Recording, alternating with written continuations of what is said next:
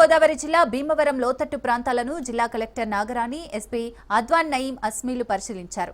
జిల్లా తీర ప్రాంత మండలాలకు తుఫాన్ ఎఫెక్ట్ ఉన్న నేపథ్యంలో కట్టుదిట్టమైన చర్యలు తీసుకున్నామన్నారు. జిల్లాలో అన్ని చోట్ల కంట్రోల్ రూమ్స్ ఏర్పాటు చేశామన్నారు కలెక్టర్ నాగరాణి. 36 మందితో కూడిన ఎన్డీఆర్ఎఫ్ బృందం, పోలీసులు, రెవెన్యూ, ఇతర శాఖల అధికారులను గ్రామాలకు పంపి తుఫాను పట్ల తీసుకోవాల్సిన జాగ్రత్తలపై ప్రజలకు అవగాహన కల్పిస్తున్నామని కలెక్టర్ తెలిపారు. మొగల్తూరు, నరసాపురం మండలాల తీర ప్రాంతాల నుండి 10,000 జనాభాను తరలించడానికి 16 తుఫాను కేంద్రాలను తీర ప్రాంతాలలో ఏర్పాటు చేశామన్నారు. తీర ప్రాంత ప్రజలను సురక్షిత ప్రాంతాలకు తరలిస్తున్నామన్నారు.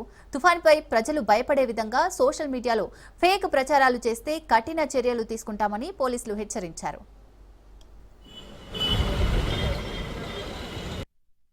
ఎంత సైక్లోన్ కాకినాడ దగ్గర తీరం దాటుతున్న దృష్ట్యా మన పశ్చిమ గోదావరి జిల్లాకి తీర ప్రాంతంలో ఉన్న మండలాలకి ఎక్కువ ఎఫెక్ట్ ఉంటుందని చెప్పేసి మనకు వచ్చిన ఇన్ఫర్మేషన్ ద్వారా జిల్లాలో ఉన్న అధికారులందరినీ కూడా అప్రమత్తం చేయడం జరిగింది. మనకి జిల్లా స్థాయిలోను, మండల స్థాయిలోను అన్ని చోట్ల కంట్రోల్ రూమ్స్ ఏర్పాటు చేశాము. మనకి ఎన్డీఆర్ఎఫ్ టీం కూడా 36 మెంబర్స్ తో వచ్చి నర్సాపురంలో స్టేషన్ అయి ఉంది. ఎన్డీఆర్ఎఫ్ టీం సభ్యులు, తర్వాత పోలీస్, రెవెన్యూ, ఇతర డిపార్ట్మెంట్స్ అందరూ కూడా టీమ్స్ లాగా విలేజెస్ లోకి వెళ్ళి ప్రజలందరికీ కూడా ఈ సైక్లోన్ సమయంలో తీసుకోవాల్సిన జాగ్రత్తలు ఇవన్నీ కూడా ప్రజలకి అవేర్నెస్ క్రియేట్ చేస్తున్నారు. అలాగే మనకి అక్కడ తీర ప్రాంతం వెంబడి చెప్పి 16 సైక్లోన్ షెల్టర్స్ మనం రెడీ చేసుకున్నాము.